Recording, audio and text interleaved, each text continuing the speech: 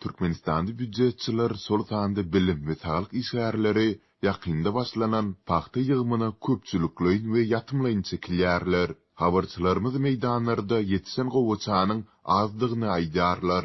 20 Awgustda Lewap vilayatynyň döwlet işgärleriniň tas ählisi paxta yığımına çekildi. Olaryň arasynda mollumlar, lukmanlar, şeýle-de muzey, kitapkana, wagzal, aeroport işgärleri hem bardy. 40 gradusluk ısıda heptäniň dowamyndaky ýekeci dinç günümizi meydanyna geçirdik. Häkimligiň işgärleri aýlanyp, kimin gelip gelmänligini barlaýardylar we ýygymy gözegçilik edýärdiler. Deyip Türkmenawatly energetika hünärmeni 21 Awgustda habarçymyza gurrun berdi. 40 ýaşlaryndaky söhbetdeşimiz gowaça meydanlarynda ýekijide kombayny görmändigini, paxtany diňe elleri bilen ýygmak talap edilendigini aýtdy. Onuň sözlerine görä, mundan meýlek iş günleriniň dowamynda paxta ýygymyna döwlet edaralarynyň işgärleriniň 50%-nyň 80 güni bolsa ählisiniň çekiljekdigi duýdurylypdyr. Bu talapdan boyun gaçyrjak gumanyň ýok. Bu mezurlugy diňe dil üstü bilen garşy çyksaň hem işte galdyrmaýarlar. Käbirleri 40-50 manada öz ýerini günlükçe tutýarlar. Deyip habarçymyzyň söhbetdesi bellidi. Ol büdjetçilerin paxta yatımlayın hem uğradylýandygyny, emma paranyň öwedine ýolbaşçylary bilen lalysyp bolýandygyny sözüne goşdy. Her idaradan 10 adamy goloýdaky etraplaryň paxta meydanlaryna 10 günlük yatımlygy berýärler. Ýöne ýolbaşçyňa 400-500 manat aralygyna pul berseň, özi seniň ornuňa başga adam tapyp berýär.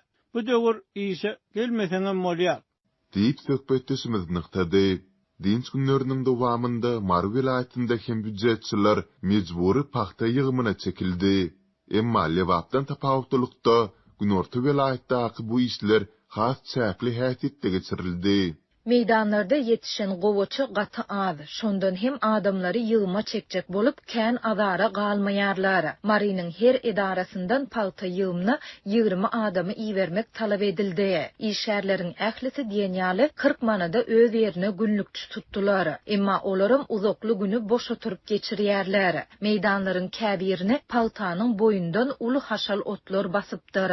Deyip işsizlik sebäpli büdjetçilerin ornuna paxta ýygyp berýän ýaşaýjylaryň biri bellidi. Balkan vilayatynda hem paxta ýygym işleri mejburi zähmet bilen utgaşýar. Sebitdäki habarçymyz döwlet işgärleriniň köpsinde özleriniň ornuna günlükçini tutmaga ýagdaýynyň ýokdugyny aýdýar.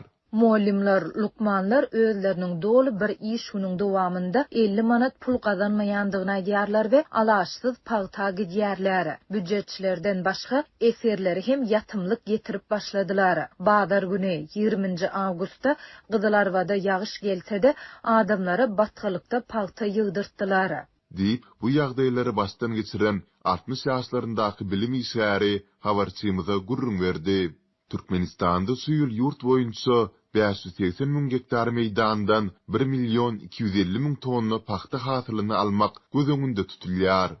Ýurtda paxta ýygymy mewsimi dekabryň ortalaryna çeline dowam edýär. Bu döwürde häkimetler büdjet işgärlerini, eserleri we käte mektep okuwçylaryny köpçülikleýin paxta ýygymyna gatnaşmaga mejbur edýärler. Türkmenistanyň hökümeti paxtaçylyk pudugynda ýyllar boyu mejburi zähmetden peýdalanmakda tanqid edilýär. Türkmen häkimetleri bu baradaky habarlara reaksiýa bildirmeýärler. Bu barada döwlet medeniýetinde hem hiç ýyly mesele gozgalmaýar.